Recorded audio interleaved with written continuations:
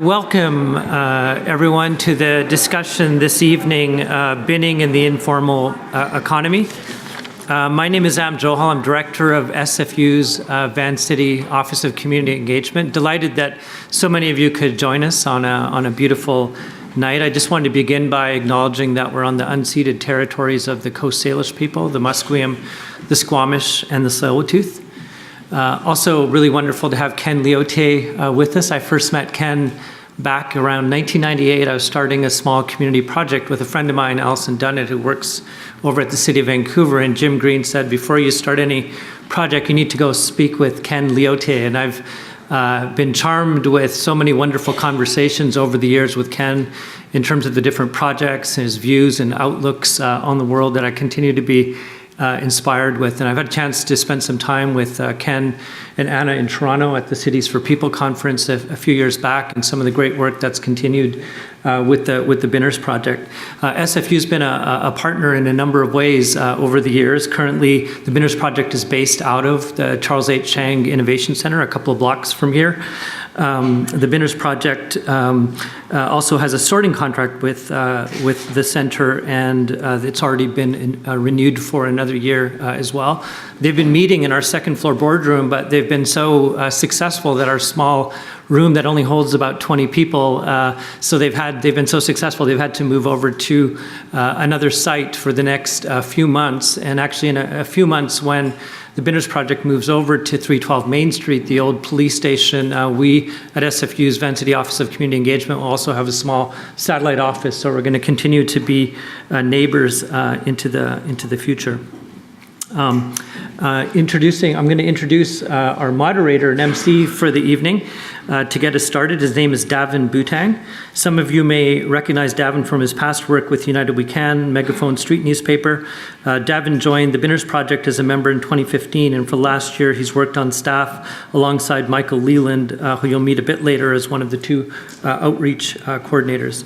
Together with Michael, Davin runs the Binners meetings, which includes managing community relations, job assignments, and other consultations with nearly 50 Binners. Between meetings, he works closely with the Binners Project support staff, Brianne Demand, Gabby Kracheva, and Anna Godefroy on business development, strategic planning, and general operations. Please join me in welcoming Davin.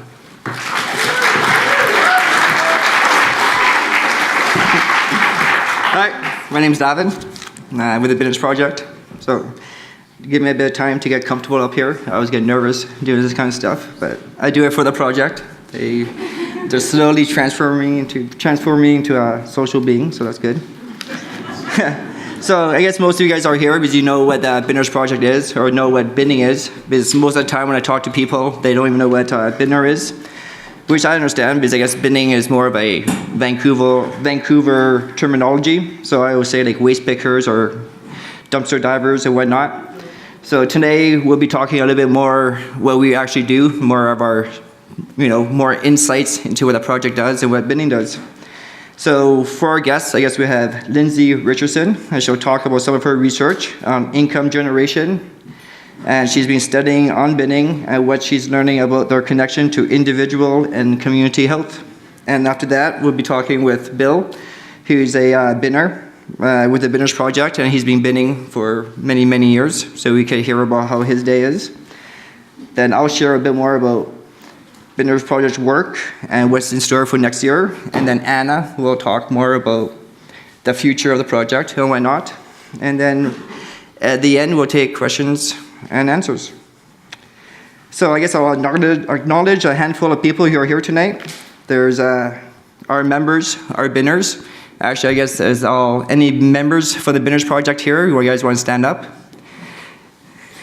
You guys are all in the back, of course. There's Wes, yeah. After that, I'd like to thank City of Vancouver. It's too bad that most of the council people, they have a meeting today. So usually we have a lot of City of Vancouver council people that admire us and give us, And yeah, I got a couple of women in the council that likes me too, so they're all like. And the Vancouver Foundation has been supporting us from day one. And then so individual people, there's Ann Cooper from the Green Event Department. and she's been to our meetings and has helped us a lot. And then the social planning department, and you guys all know who you guys are there. And then Tara Kaffler, I hope I said the last name right, from the Vancouver Foundation. So yay! So I've been around the downtown east side now for about probably, I guess, 10 years. And I've always been part of the informal economy, which is kind of interesting because I've been doing other projects, and I always thought the name informal economy was kind of funny because I come from the flip side. So people always talk about the informal economy as in informal to formal, where I was like, well, the informal economy is the legit economy, and I come from the background of being the illegal economy. So it's kind of interesting to see how people define these different things, and I'm always like, well, the informal economy is a really good form of economy that helps a lot of people down here generate their income. So, so recently, talk about that, I've been doing my work through CSAC, that's the Community Economic Development Action Committee, whatever, the Community Economic Development Plan for the Downtown East Side, and through that I was working on this thing called the LINA project, so Low Income Needs Assessment, where we were just doing I was doing a listening post for the people in the Downtown East Side about how they generate their income and entrepreneurship and all that. And one thing I came across was that everybody at all levels were all binning. So no matter what they were doing, whenever asked what their primary or secondary forms of income was, it was always slightly different, but their tertiary income was always binning. So I thought that was quite interesting, just how binning hits so many levels down here. So Dr. Lindsay Richardson is a research scientist with the BC Centre on Substance Use and assistant professor in the Department of Sociology at the UBC. She's a medical sociologist whose research focuses on the determinants and consequences of employment, income generation, and social economic marginalization among people who uses drugs. She has a lot of interesting research on the go, including a study how welfare is distributed, as well as one on people's experiences participating in addicted-related clinical trials. Today, she is joining us to share a bit of her work about how people make money in the Downtown East Side and what that means for their health and well-being.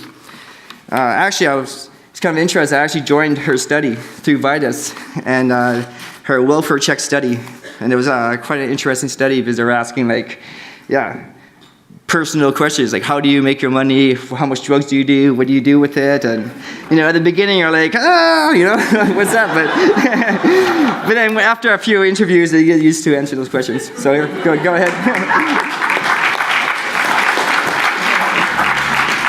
I really want to thank the project for inviting me to come and speak.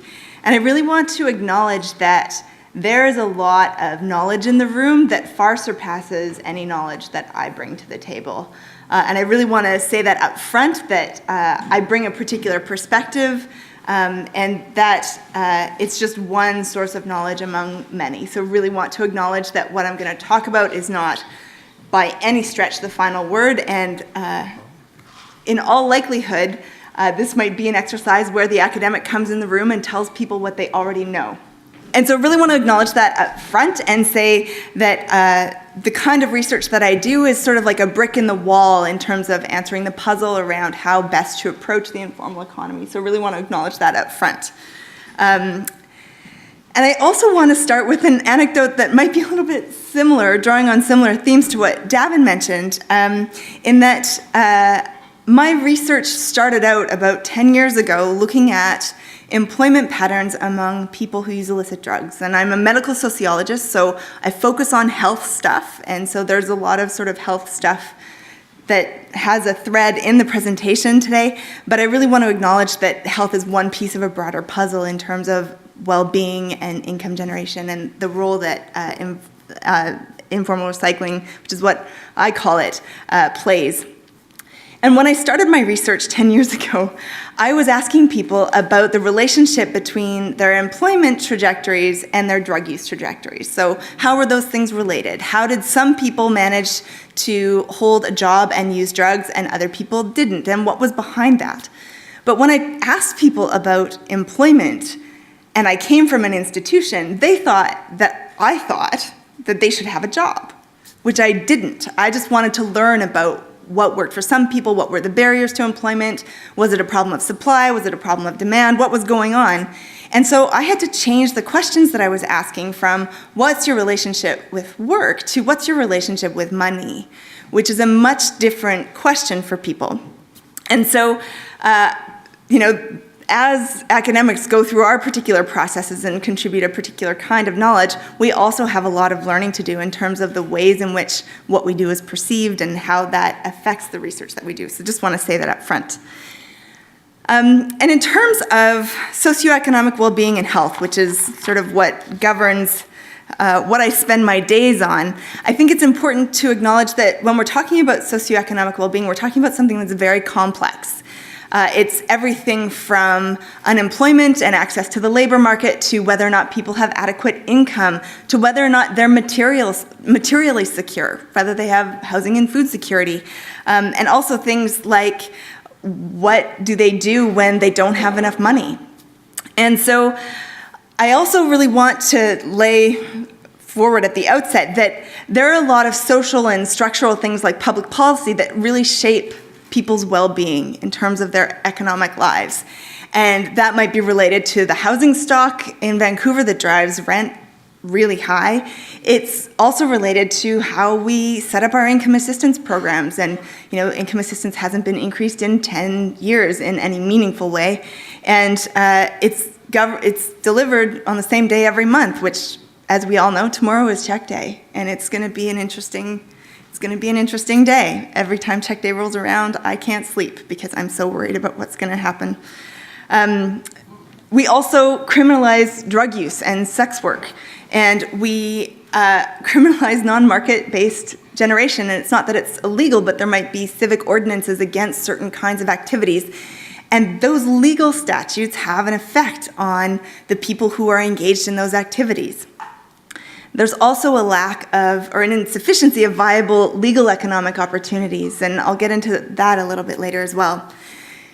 And the last thing I want to sort of lay forward at the outset is that how people relate to money and what their relationship with money is really directly and closely integrated into their well-being and their health outcomes. The health benefits of employment are different than the health benefits of informal recycling, or different than the health risk profile of someone engaged in sex work or drug dealing or you name it. And so as a result, the research that I've done to date, that I won't go into in any detail today, really demonstrates how integrated people's financial lives are with their health. And so with that, I want to put up a graph, and I recognize that we academics like to rely on graphs like this over time. But what this is a graph of income generation practices of people who use illicit drugs in Vancouver over a 10-year period. So all of the data that I draw on for my research is data that's focused on people who, at the time that they enroll in the study, are using an illicit drug of some sort. And we ask them questions about where they get their money from. And this is just a graph that's showing the response of that. And what you can see is that we have really high rates of people who are on income assistance. And we also have people who supplement that income assistance with informal activities or illegal activities. There are people who report different kinds of employment, and that might be temporary or part-time or full-time or self-employment, all of those kinds of things. But I put this graph up here really to make the point that there's a whole set of things that people do to make money, and they are all legitimate ways of securing money. And they might be viewed differently by the state, or they might be viewed differently by the law, but in terms of their capacity to bring money to people, they all serve that purpose.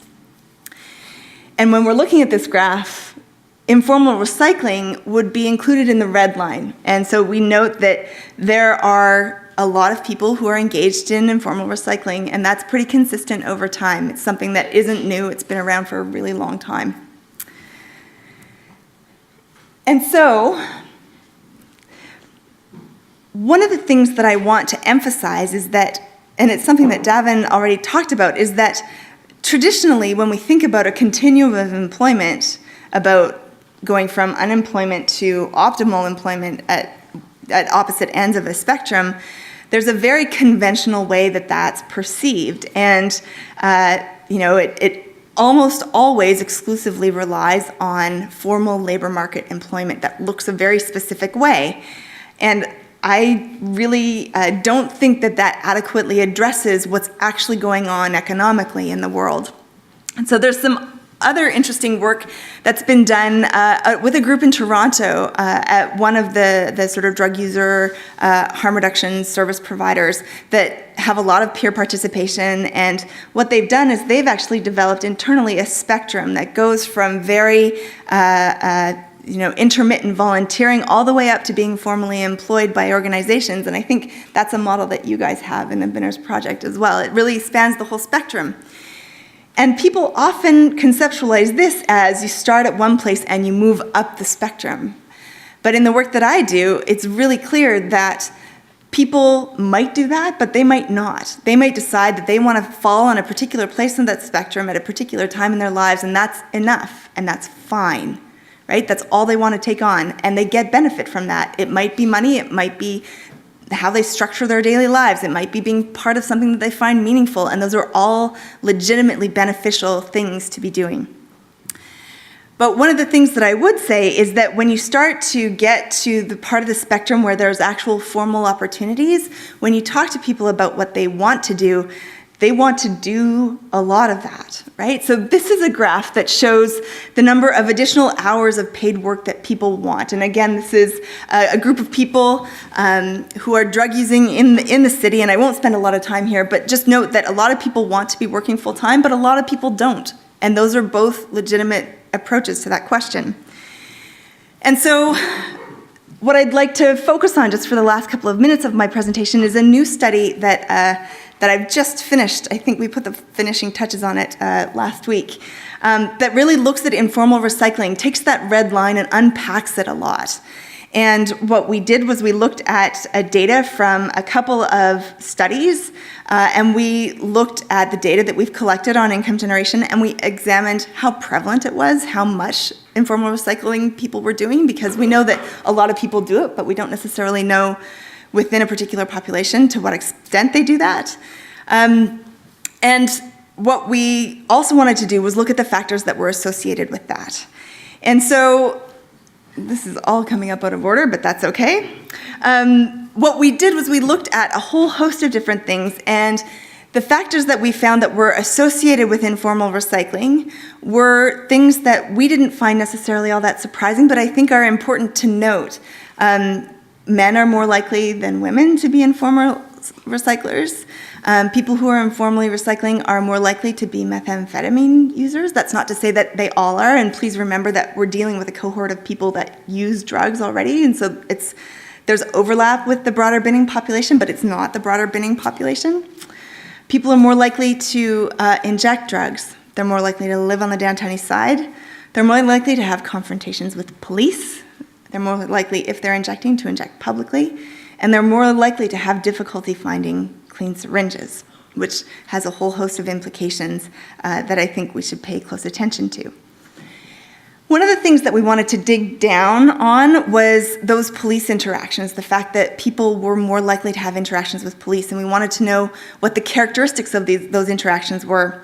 And so we had over 10,000 observations of interactions with police where people reported that they had some kind of interaction. And people who use drugs who were engaged in informal recycling were also more likely to be told to move on, ticketed, stopped for jaywalking, and also referred to services. So not all of those interactions were negative interactions. Sometimes police were also referring people to services. And I'll tell you a little bit about what I take from that study, but I really want to recognize that I have a very limited perspective.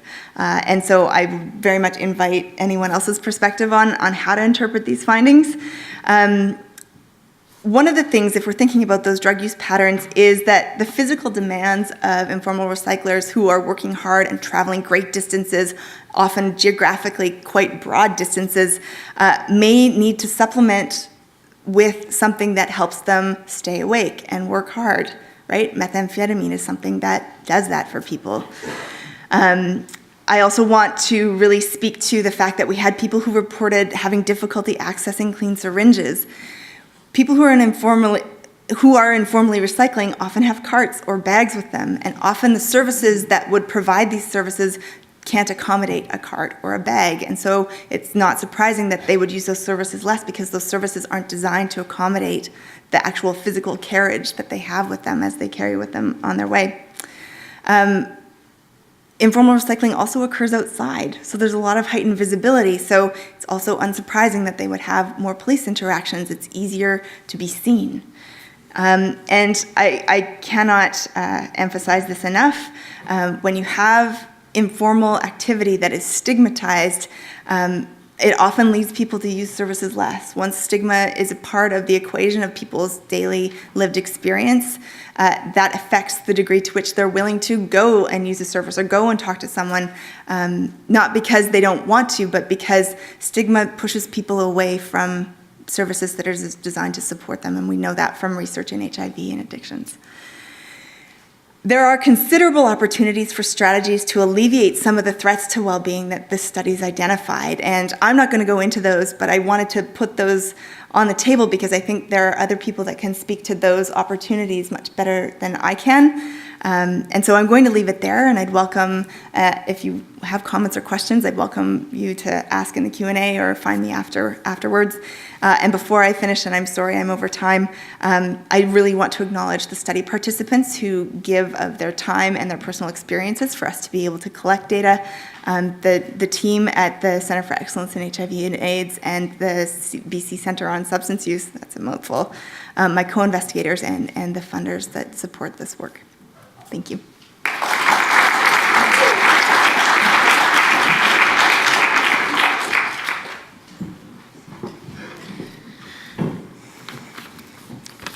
Yeah, no, that's interesting. So I've in the informal economy, because I said I luckily was able to recruit a couple of my old friends because they got tired of the same thing, like going to jail, coming out and stealing or boosting or doing whatever, selling drugs, and then doing this whole cycle of going back to jail, and they were so tired, and then they started seeing me because I got tired of it too. And I started go binning during the day, collect all my bottles and merchandise, return the bottles for that money, spend that first set of money, and then nighttime sell my merchandise, and then sell that merchandise and make money again to support or whatever. And I just had those routines, which I was happy with, and it was, honest. And I was surprised at how many of my friends were watching me do it and said, well, I could do that too. And I was like, yeah, you can. And then they started doing it too, so it was pretty good. So what series are next? I guess am I talking with Bill? Yeah, so he's actually one of the binners too that I just met recently. He joined the project probably 4 months ago, and October, yeah, and just was totally gung-ho, one of our all-star things. He's anyways, I'll get him to tell his story, but he's one of our new all-star binners. Well, at the start there, Davin, you said that I've been binning for many years. I just started it less than 3 years ago when the doctor told me I had to lose weight. I'd had a couple of heart attacks. I was weighing 255 pounds. And I said, all I can do is walk. So I started doing that. In a year and a half, I took off almost 70 pounds, and I've been balanced about the same between 185 and 190 for the last little over a year. So it was very effective for me. So it worked very well. Yeah, right on. Yeah, and so how does your day look actually? What do you usually do now? Okay, what I do is I usually don't start until about 4:30 or 5 o'clock. I have a regular route set up. I'll do it anywhere from 1 to 3 times a day. It takes about 2 hours to do the route. So, and average day, winter time I'll make maybe $8 to $15 somewhere in there, and during the summertime, it's between 20 and 30 usually a day. So it's been doing fairly well for me. Now with the Binners project, I have the pickups, and I have a couple of accounts that me and Brandon went out and got right away. And when I started doing that, and so it kind of helps out a little bit there too. So Yeah, for sure. Do you want to explain to them what you mean by getting accounts through the Binners project? I'm a new staff member. I was just hired on last week, but one of my duties with the Binners project is going to be prospecting. It's going to be going to stores and small bars and speakeasies and stuff like that, and getting accounts for pickups and get more work for Binners since I brought so many Binners into the project. So Yeah, no, for sure. just let them get a little bit more work for them. So. Yeah. No, and you recruited a lot of people. You got a lot of people to the Binners project. Why not? Yeah. What do you usually tell these Binners? What's the reasons for them to join the project? Well, I says usually I start it with it's not what you can do for them. Don't worry about what you can do for them. Just take up a seat and get yourself a meal. And after three meetings, you're going to start getting some money and a chance to get pickups and jobs. So it's not what you can bring them. It's what they can do for you. So Yeah. And that usually helps when you're talking to people down here. So Yeah. No, for sure. And as I said, Bill's one of our people that we just hired on as staff. So it's pretty good. You have any plans for becoming staff? well, I'm going to be as I said, trying to find new accounts for people and with the sporting events starting with the soccer and softball and stuff like that, there's usually good events there because a lot of times, especially Friday nights when they're having their softball games, they're having a few beer afterwards, and it usually works out pretty good. I can make $30-$40 just from the players, so Yeah. it works out pretty good. Do you have any trap lines, like basic routes that you do every day, or are you just all over the place? Well, my route, I'll explain to you right now what my route is. It's pretty well. I'm finding a lot of the people on there that I'm seeing daily now that weren't in that area. So it's getting to be a pretty common area. So I might be changing my route before too long. But what I'll do is I'll start by do both sides of Livingston Park. I'll go over by Science World, do the south side of Falls Creek as far as Habitat Island. Loop back, come over, do by the bus depot, and then back to Main and Hastings. So it takes about 2 hours to do that route. Yeah. Nice. And you found anything interesting on during those routes? Any items that you keep? Well, you're always going to find little things, but most of the time when I find them, I donate them to the church, and with clothing and shoes and stuff like that. Sometimes I'll find that are in good shape, and I'll donate them to the church. So. All right, right on. Nice. All right. Well, thank you, Bill.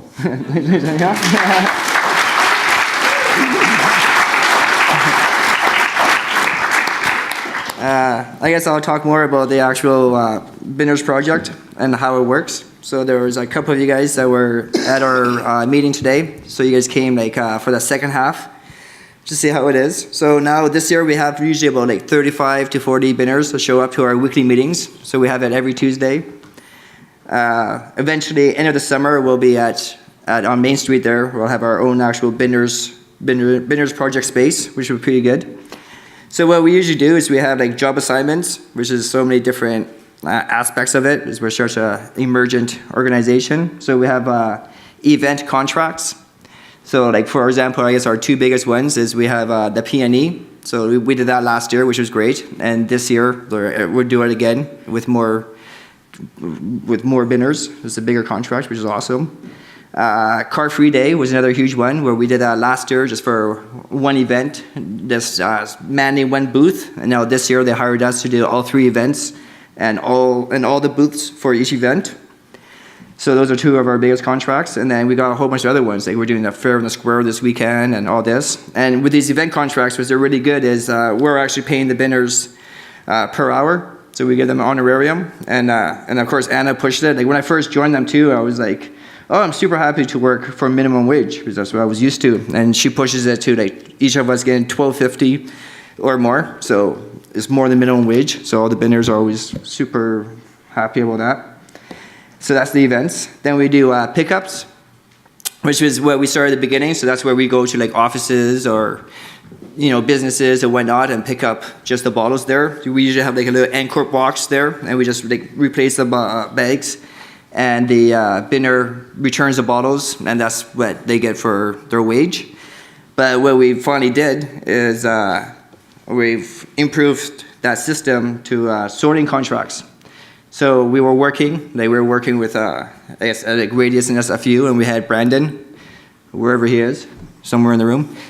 Right there, work out his thing, and so we started thinking about what could we do to just improve something for the binners. And one thing we recognized was that when we send binners to do these pickups, what we usually do, like including myself, is we usually just unconsciously clean the room up, shrink everything, because we were just so used to doing that. So then we realized that was kind of like a service. So like, why don't we start actually charging the offices of the companies for this service, because we're making it easier for them, we're making it easier for the haulage companies, and it's an actual service. So now we got like 3 or 4 good sorting contracts right now, and it's going to be growing throughout the summer. So now we have the binners that go do the pickups, get the bottles, and they get paid per hour to do the sorting. So it's like a win-win situation. Then we do consultations and presentations. So that's what we call like our PR. So it's same thing, like we send binners to go, like every time the girls go somewhere to represent the binners project, they of course bring a binner with them, which makes sense because it is a binners project, right? So to her, she's like, "Mom, have a binner." So we always pay the binners to go there and speak their minds and represent what they want to do. And then business development, which is, whenever we're invited to them, it's always good to have our voices heard to that. So like, Blood Alley right now is trying to, change their thing. So hopefully they'll listen to Binners Project and we can have like our hooks there and do contracts throughout there. And trading sessions, like for example, our iPhones. Every time we get new staff or all this, including myself, you give us a smartphone and like Bill's still like, we're like, what the hell is this, right? so it's like having a Ferrari and driving 30 kilometers an hour on the highway or something like that, because I just use it for a phone, that's all. Yeah. And even using it for a phone doesn't even work. Nobody wants phone calls. So I see you phone people, "Hey, I got a phone," and they'll hang up on me like, "Fuck, don't phone me, man." And I'm like, "What?" Shit. So yeah. So we have training sessions to teach people how to use like iPhones or change out, waste management to train people to do the events and whatnot. And then what we do for that kind of stuff too is we have what we call an on-call list. Or we have a list, sorry about that. And so what we do is we have this like circular thing to make sure that everybody gets an equal opportunity. So we have, once a binner joins a project, after their 3rd time they become a member, they go on this list, and every time we have any of these job opportunities, we just go down the list and we just keep rotating through that. So no matter what the job is or whatnot, we're not going to like pick the person or let the people fight for it. We just simply just go down this list and give everybody an equal chance to participate. So one big part of these meetings is program and infrastructure development. So last year, we've seen many, we've had these hooks that, I don't know if do you guys all have the binner hooks? Or yeah, you do. Anybody that doesn't have a binner hook, after you could go in the back and buy them. It's just these hooks that you set up in the back alleys. It's kind of more of our community outreach thing. Oh, there it is, see? So you just hook this up into your back alley, or if you don't have a back alley, your front, and then you put your bottles, bags of recycling onto it, and it just makes it easier for binners to actually recycle. So instead of binners jumping your garbage and going through it, you just put your bottles there, it'll save the binners time, and then it shows that you actually support binners too. So yeah, get the binners hook. Yeah, that's pretty good. And then so that's one thing. And then this year too, or one of our main focuses is for us to design and deliver a cart sharing program. So that's something that I'm super excited about. So our team here has this huge project that we're working on this year, and we'll hear more about that hopefully sometime this year. So I guess our primary focuses for the next 12 months is just the binners project growing. So one thing I had learned from Anna too was we were always concerned about getting jobs first, because we're like, well, the more jobs we get, then we'll get more binners. But then she was like, oh no, the more binners we get, the more jobs we'll get, right? And I didn't really understand the concept until now I see it. So with us growing with the binners, it's like this like delicate dance. So we want to keep getting contracts and pickups and events so that we can have binners keep coming back. But then we as an organization has to keep growing. So they both go hand in hand. And there's of course lots of making this happen. So we have like Brianne, that's right there. She does that. And of course Gabby. Where's your Gabby? Gabby's staying there. And then and of course Anna, our director. Without those three girls, we wouldn't be around. So. Oh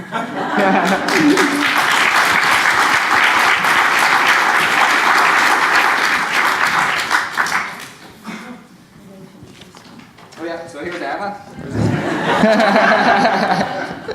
She's our director. Thanks for the very long introduction. So thanks for everyone for coming. It's amazing to have everyone in one room. Everybody that's been involved in at some point or another. Maybe not everyone, but many of you are here. So thank you for being here. So yeah, I'm just going to tell you. So I'm the director, so my job is to fundraise. So I'm going to talk about that now. It's always the fun part. So no, so like Davin was saying, the team is growing really fast. Everything is going really fast with the Binners project. We've been around for 3 years. The number of Binners coming to the meeting is growing every week. The number of supporters, the number of contracts that we get with different event organizers or sorting, or all of these contracts, like Davin was saying, are growing really fast, and the team is also growing. So we have Brianne, like we said earlier, with Gabby, who's working really hard with me, who I want to acknowledge. And then, of course, Davin and Michael, who's sitting there. And so that's the core team, but then we just hired 3 new Binners last week. So Bill is here, and then I think the other 2 are in the room, or they should be really, but as a new staff. No, so we have 5 Binners part of the team, and that's essential to us. And so yeah, the fundraising part is obviously it costs money to have such a big team. So I want to thank many of you. So there's a lot of people in this room that have helped the project financially or in kind or in different ways. So event organizers, so in the room there is Tim Catsalano. It was the first event we got. We had Carefree Day, Matt is here.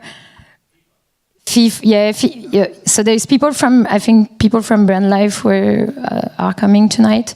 And so those events were very key to get us started and get the Binners coming to the meetings and getting work with us. So that's for the events. And then the sorting, we have a new contract with Science World. Just started like last month, so we're very pleased. It's a weekly job for the Binners. We had a contract with SFU Radius.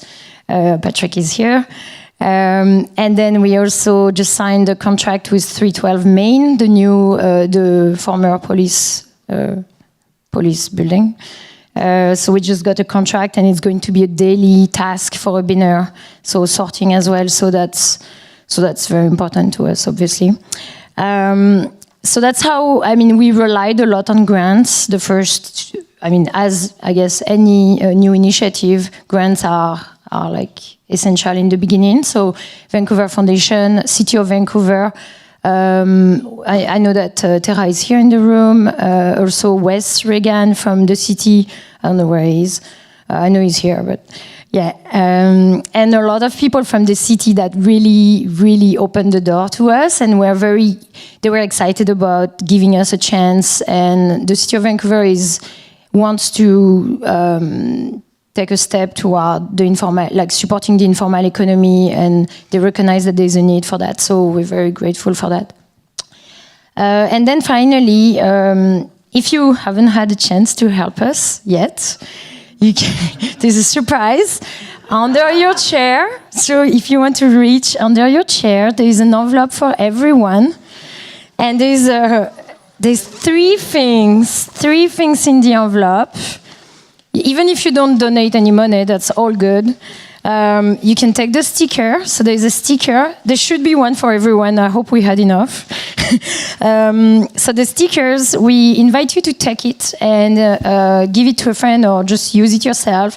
You can put on your phone, on your laptop, on your door outside, I don't know, anywhere. That's a way for us to decrease stigma, I guess, like support the Beaners and showing that you're supporting the Beaners project. But just Beaners in general, not just the Beaners project. It's also important. Then you will find a business card with our info, email, contact, and we would love for you to give it to anyone that you know that might be putting up an event soon, or maybe they work in an office where they have lots of bottles and cans. We could arrange a pickup. So there's many ways to be involved, and on the website there's we have everything explained, so please go to the website as well. And then the last part, my favorite part, is a very nice postcard. And so there's a pen somewhere, I'm hoping. There is pens, and I invite you to make a donation for us. No pressure. I'm going to give you a minute of silence to feel this. No, I'm not going to do that. I know it works to do that, but I'm not going to do it.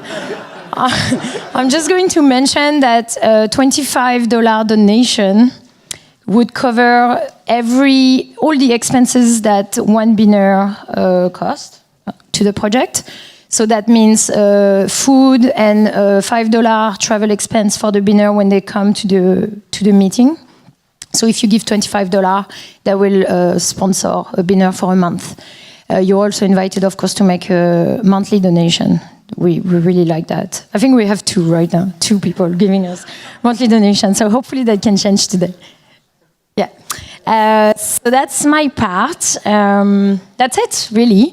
I'm really keen to hear your questions. I would love to get the conversation going. We try to keep that short so that it would be a bit more a conversation. So I think Am is somewhere in the room and is going to facilitate the thank you. I know you can't clap because you're feeling the postcard.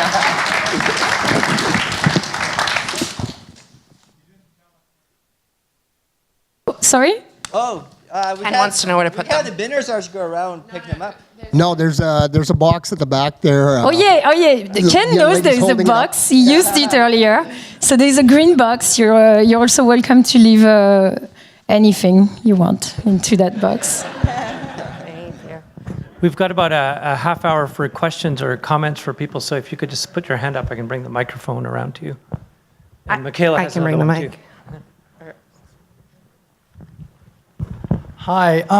Earlier you mentioned that you get some grant money from city. I'm just wondering if you get grant money from credit union Vancity, and how I would like to see a comparison between big bank, how they respond to you versus the credit union bank. Yeah, thank you for asking. So yes, Vancity is a supporter. Initially, when Gabby and I were volunteering and we were really desperate for any money to come in, we had a nice support from Vancouver, from Vancity, sorry. So that was very early on. And then now we actually work with, and there's a few people from Vancity in the room. We receive grants for some of our program, but we also get their support for the events. So they usually work with either the recycling company or the event organizer. And so we have kind of a three people relationship. And so they're supporting indirectly. But it's very important to have Vancity on board. No, actually we haven't. They're not what?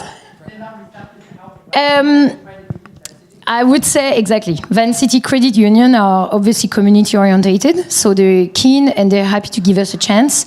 I think the challenge that I found we have is when we're not on doors of really big very big anything really. So Starbucks or big banks, we're just so small at this point that there's a bit of a gap, but we're getting there. We'll knock at the door very soon. And if I can just chime in, I would say too, what's helped a lot in terms of getting in with those big organizations has been our network and the referrals that we're getting from people like folks in the room who have helped us open those doors. It's been really terrific, but not with any of the big banks. So Not yet. if someone wants to make an introduction, we'll take it. So if you have any, Yeah, and sorry.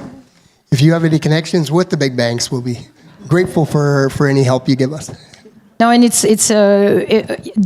true. Like the difference between a cold email and like someone recommending us is like days and nights. Like it's just a complete different story. So we're very grateful for this kind of connections. Yeah, and in that way, Vancity has also been really awesome. Vancity's been a great partner. Thank you. I was wondering if you could tell us more about your geographic reach, you know, when you talk about events and also for individual pickups. So, yeah. So I do that? You go ahead. Does this thing work? Oh, yeah. So of course we're just within Vancouver, because we have, especially for the pickups and whatnot. So we got to send binners to go do these pickups. So if it's too far for them, especially with them returning with bottles, then it's just too difficult. So we try to keep it within Vancouver, or more specifically, even just within the downtown region and whatnot. But for events, it's a bit different. We can actually go travel out more, because that's where you actually get paid per hour, and it's a longer thing. So yeah, for events, I guess we could, we did some in Burnaby and Popocutlum and all that. But for pickups, we want to keep it within Vancouver so that that binner could actually travel there and back. Yeah, and so that's on the binner side, and then on the organization side, we work very closely with a group in Calgary called Calgary Can. They're a group of binners very similar to us. There's a group also in Montreal called Les Valoristes, who we've been working with since the beginning. They're about to adopt and implement the hook there. And same in Calgary, they really want to import the hook there.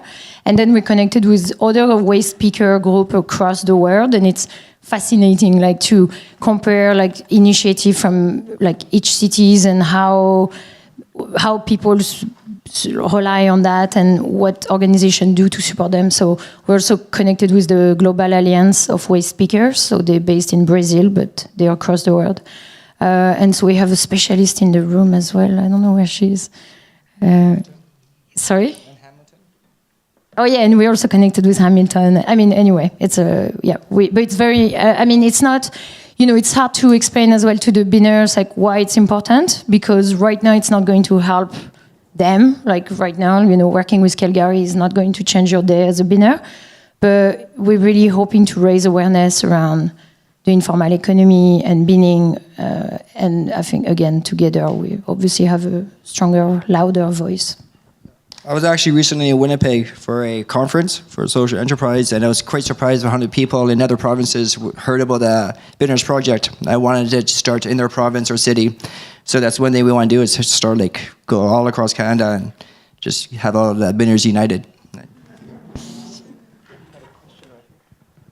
Yeah, so this gentleman right in front of me has one of your Binners Project hoodies. That's Brandon. Brandon? Okay, well, I'm hoping my mom's going to buy me one after this. But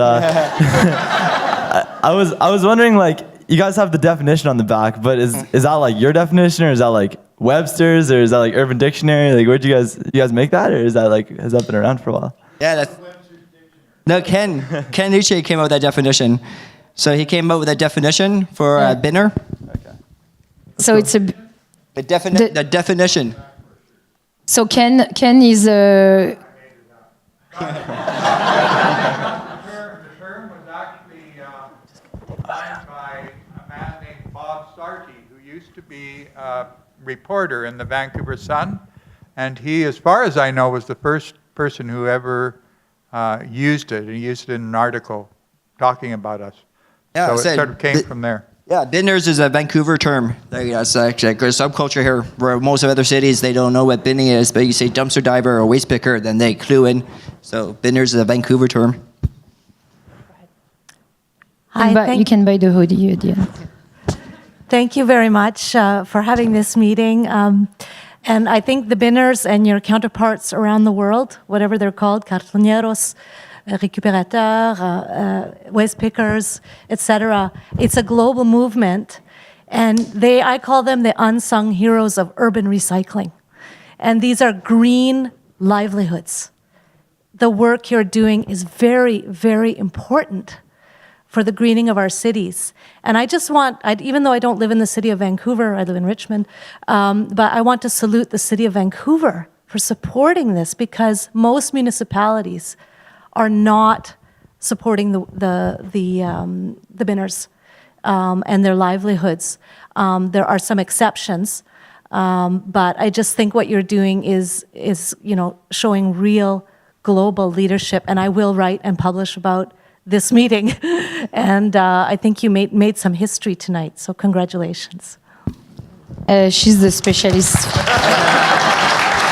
I was telling you. Yeah, and so Giselle, and so exactly. So we connected with different groups, and so each city has their own way to call the binners. So sometimes it's the canners, sometimes it's the, I forgot the other term they use in New York. Canner, I think. So the pickers as well, like there's different names. And also about the cities supporting or not the informal economy, it's very true. Like we connected with a group in Paris. I'm from France originally, and so we talked to a group in Paris. They're street vendors. And as you can imagine, there's lots of refugees and people that just arrived in Europe and they don't speak any French, obviously. And so they bin and they sell, and the city of Paris is constantly trying to crush them. It's just extremely hostile, like the climate. And then the other, New York as well, there is a group of waste pickers in New York, and the city of New York, just like last year, decided to ban binners in the city and instead hire city staff to clean the streets. So it's just like we're very grateful that the city is able to see that there are people that have an expertise and have the energy and the needs to do that, and just supporting them from the bottom up. Well, that's why we're lucky, because they have that Greenest City Action Plan 2020. So we fit in perfectly with that plan. So that's why we're riding that wave, right? Thank you. I have a question about communication, because as far as I know, some binners necessarily don't have cell phones. So how could you organize and commute with them? So the ones without cell phones. So that's why we have weekly meetings. So that's the most important thing. So we give out the jobs at each meeting, the week before. And then if of course, if there's jobs or something that happens, then we of course try to find the person or have contact and all this. And then what also happens is if a binner doesn't show up to a couple meetings, and of course if they don't have a phone, then usually we just kind of look around for them. Like most binners right now that we have is in the downtown east side, so we have a pretty close community, so we're able to find each other quite easily, and that's how we communicate, just word of mouth. We have a question here that's been relayed to me. Terry would like to know approximately if you can estimate how many cans the Binners Project can take credit for diverting. Gabby will know that. Gabby. Oh, and Michael wants to say something too. 1 second. Oh, Mike knows. Yeah, we got. Okay. Last year we did, I believe we did 52,000 units. At FIFA, we did 47,000 units, and we're on target this year for 50,000. So we're definitely we're growing. Yeah, and just to add to that, like the numbers that Mike's give you are only the numbers. Like it's actually a very small share of what we do, because we were not that organized in the beginning, so we couldn't keep track of each receipt, and so it's also like getting the once the binners has done the job, like bring the receipt back so we can count. And so the bottle depots, every time they give a receipt, so we also work with them to keep track.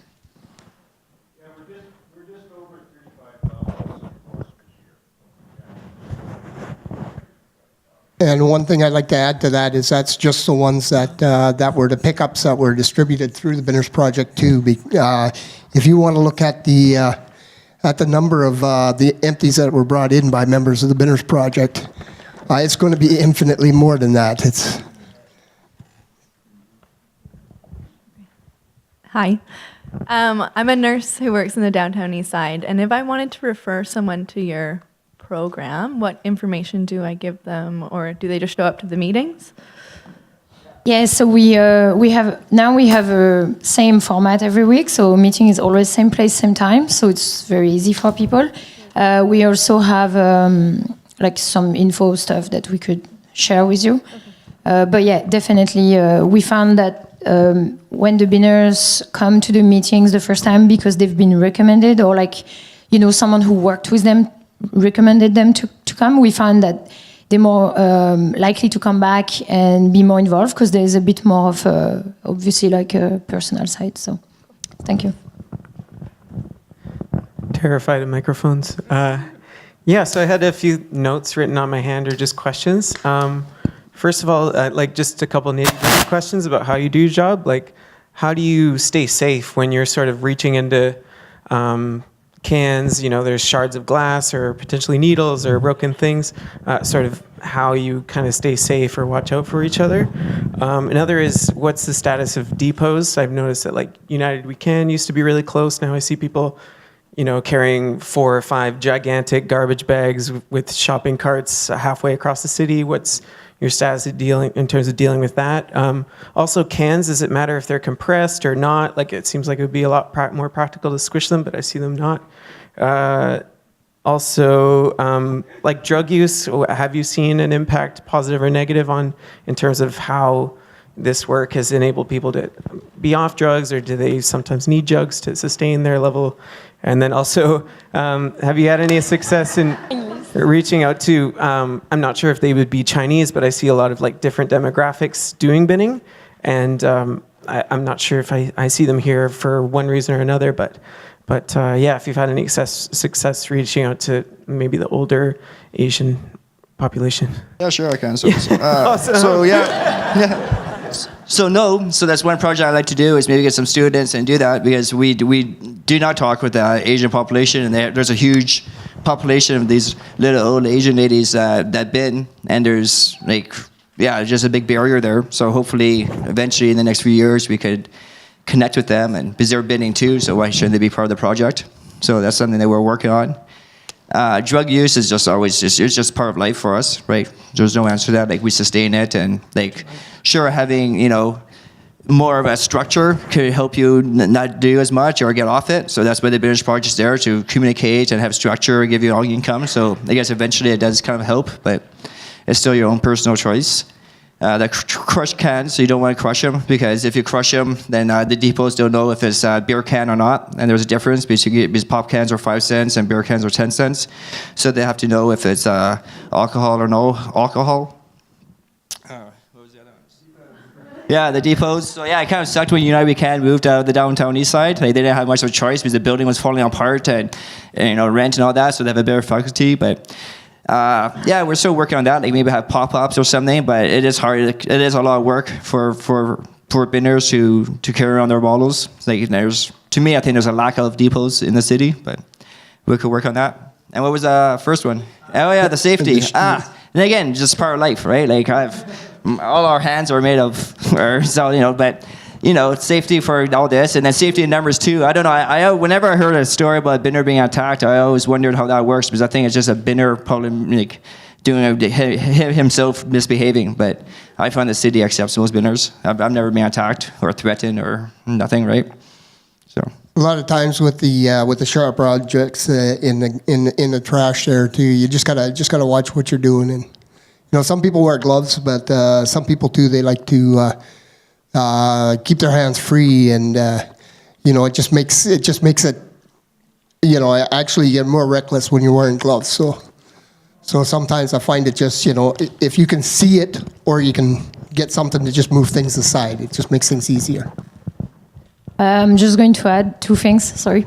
The first one is, we do ask the binners to wear gloves. We don't.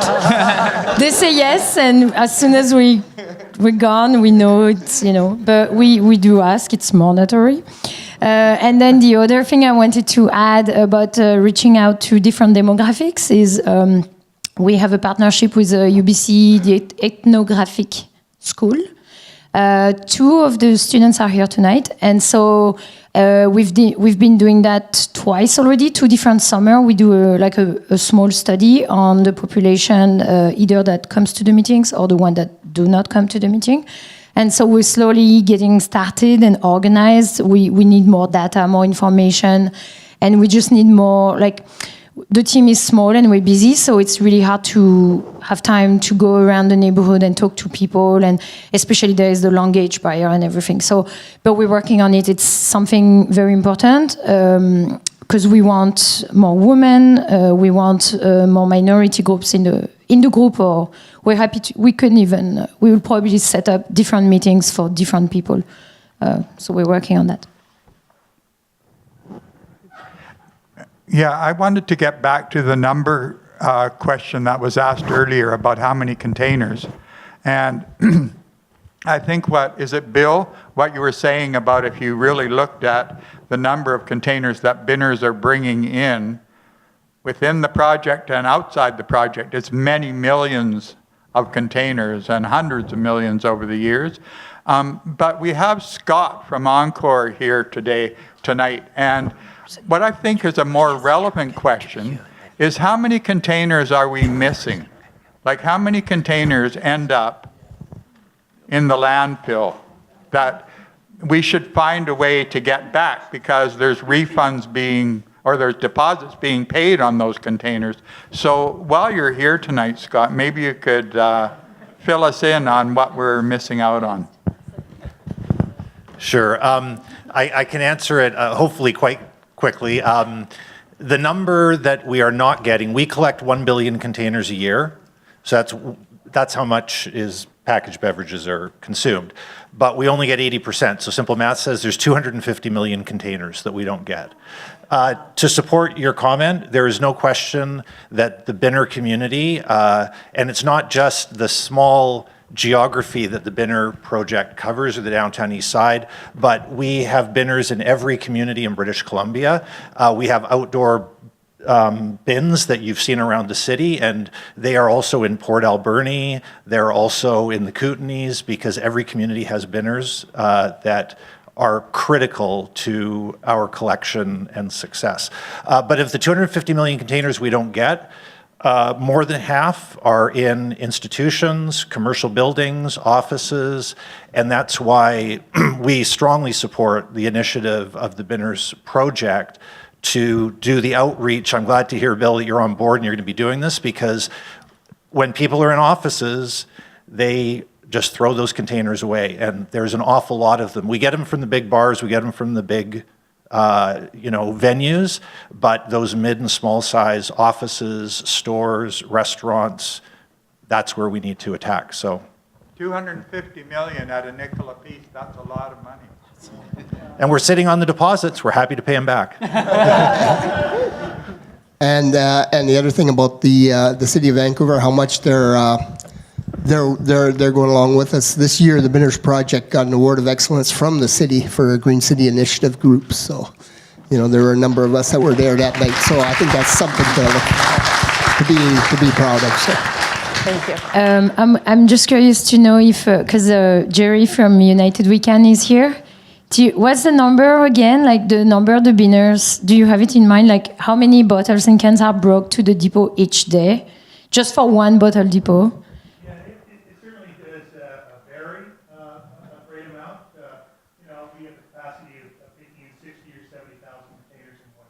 In one day, 60 or 70,000. That's each and every day. Yeah, and that's one depot, so there's also regional recycling. Jason who's here as well. Hi. First of all, thank you for having us all here. This is fantastic. Do you find, or do you think that the Binners Project has an impact on isolation? And this is probably a good question for the Binners themselves. Is there an impact on the isolation that you may have felt in the community by the project? Does the project help with yeah, of course, it helped me. Right? I was totally isolated and I wasn't talking to my family or friends or nothing, right? And all this, and then I joined the project, and then they all this, and now I'm talking to family, friends. I'm happy, got a job, like it's all good now, right? But yeah, it helps a lot. Simple. Hi, I was wondering if you could. I was wondering if you could say, talk to us a little bit more about a cart sharing program. I noticed that on one of the slides at the beginning, and I'm just interested in more information. Yes, so thank you for asking. So the cart sharing program is our. So we're planning for it. So we haven't. Our worst kept secret. Yes, exactly. It's a secret. What I mean by secret is we haven't publicly shared yet, but we're willing to talk about it right now a tiny bit. So it should be a very exciting initiative. It's going to be just a pilot, so pretty small in the beginning, and the idea is to have 35 to 40 carts on the street that would just be and live on the street. And they would be a bit quite sturdy carts, so people can't take them home, or they can't really take them anywhere. I mean, they can take them everywhere, but just not with them. And it will be a sharing system, so a little bit like Mobi, but very low key version of Mobi. Don't laugh. So we're working on that, and we're securing sponsorship, and we're fundraising right now. So we had. So that's why it's still a bit secret. We've got time for 3 more comments or questions, but the room's going to be open till 9, and everyone from the Binners Project will still be here, so be able to speak with them informally. So if anyone else has questions or comments.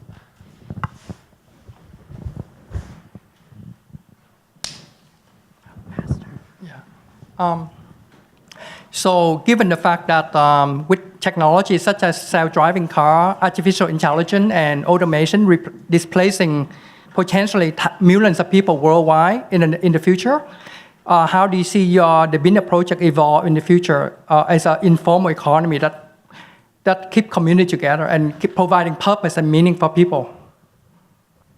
Well, yeah, it's like saying like the trucking industry. There's always going to be truckers out there because you're going to have all these small little communities that can be accessible. So same thing as Binners, like binning, vending, all this has been around from day one, and it'll be till the end of the day, right? So it will not be replaced by robots because. And in terms of technology, lots of people in the downtown east side don't have access to technology, and that's definitely an issue. And so So like I said earlier, we set up things so that it's easy for people to come by anytime. But also we collect smartphones, like just old donated smartphone that we clean them up, or I don't know how you say, and then we give them to the Binners who are the most involved with us. So that's one way to go around the technology. But hopefully that. And we have a Binners app that we're trying to release too. Yeah, so that's just on the website. You can just fill. It's a web app, and so it's for the public. When they have an event or a pickup or something, they can just fill the form online. It's pretty easy. And then at this point, we're still processing the order, and then we give the job to the Binners. But we're hoping in a few years, we, the middleman, are not there anymore, and so the app directly connect with the Binners, and so they can take the job. I guess my question is intended to, I'm just wondering if this informal economy will become the mainstream economy in the next few years, because there's more people losing jobs due to technology. It will be a replacing. That's what I'm wondering.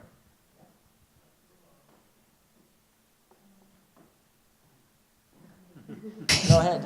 I feel like so. I'm certainly not an expert in that particular area, so say that at the outset. But the number of jobs that are estimated to be automated in Canada in the next 10 years is a very significant portion of our workforce. It's a very significant amount, and figuring out what happens to us socially. I think the informal economy will have a role to play, but I think there are bigger issues at play around. Do we have to move to a model of a guaranteed income, because there isn't going to be enough work for everyone just based on the level of automation? And so I think the Binners project is an amazing example of how the informal economy can really fill into places where the formal economy falls short. But I think your question calls for a sort of bigger answer. Yeah, and also it's something that always comes back to my mind is because we are offering work opportunities, but it's obviously very precarious. People come and they volunteer and they get stipends. So we are part of like almost the new economy where you just show up, you do whatever you can, and you go home with that money. But our philosophy is really to meet people where they are, and so a lot of people are just not able to work 9 to 5 every day, and they will never be. And some people don't like it, some people can't, and there's a lot of health and mental health issues, obviously, and addiction issues that prevent them from getting into those positions. So we fill that gap, and I do think I just think work, it's just my opinion, but I think in the future work will just be more flexible, but I like that. I think it's good. It's a good thing. Hello, thank you so much for your conversations tonight. I am interested in the gendered aspect. So I know, Lindsay, you said that disproportionately it's men that are binning, at least in your study. And I know that the Binners Project has done some outreach to try and get women involved. I was wondering if you could speak to any particular barriers or unique barriers that women may face in participating in binning activities or informal recycling? Actually, what I like to see is this is exactly what happens is a lot of times what happens is there'll be a couple that are together, and then let's say if they break up, what happens is the male, this is the dominant, will take over the route or take over however they earn their income, and then the women usually end up forcing to turn to lesser ways to earn their income. So that's why with the Binners Project, that's why we want to be like, hey, you could join our organization and we'll be able to give you your own work and make you independent. And that's what we're trying to do, is to make sure that women become more independent instead of relying on partnerships. And a couple of the people lately that have approached the gentleman's first question there about the different races and stuff like that that are binning. I've been approaching a couple of the Orientals trying to get them in here because Success. I was talking to a guy from Success and he said, yeah, that they can hold some kind of meetings over there for them, but it just has to be somebody that has to be able to come in and know what they're doing. So I'm trying to get somebody that come down to the meetings and to learn, and then they can bring it on, and we can expand that way. And Lindsay, earlier you said more men bin or rely on the informal economy. Do you know why? I don't know why, and I think the informal economy is gender segregated in very specific ways, and the degree to which women undertake particular kinds of activities is related to a long history of discrimination, structural violence, name it.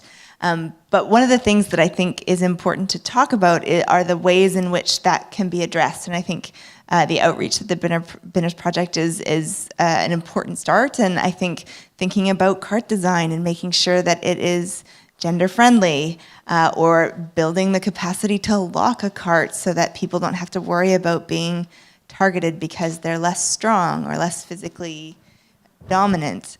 There are ways in which you can think through how to address a gender gap. We've got time for one more comment or question before our panel will wrap up. Oh, here we go.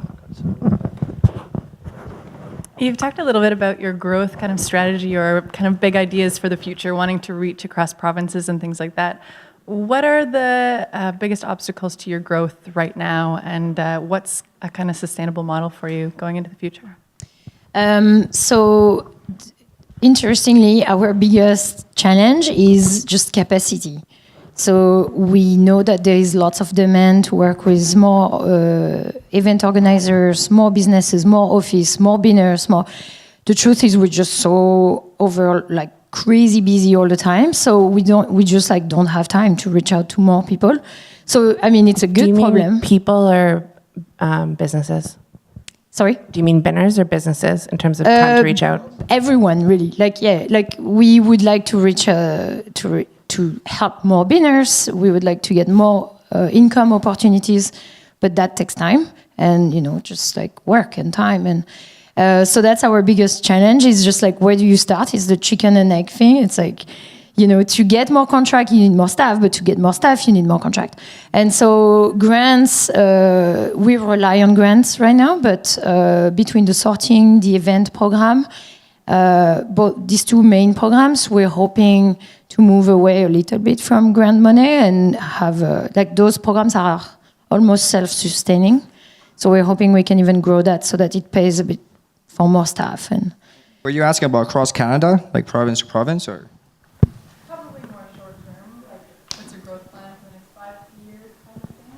Yeah.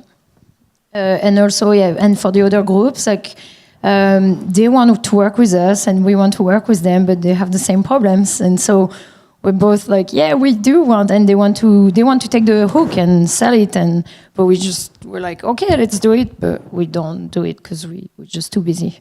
But it's a good problem to have. So as long as, we just work hard, and it will slowly grow and pay off.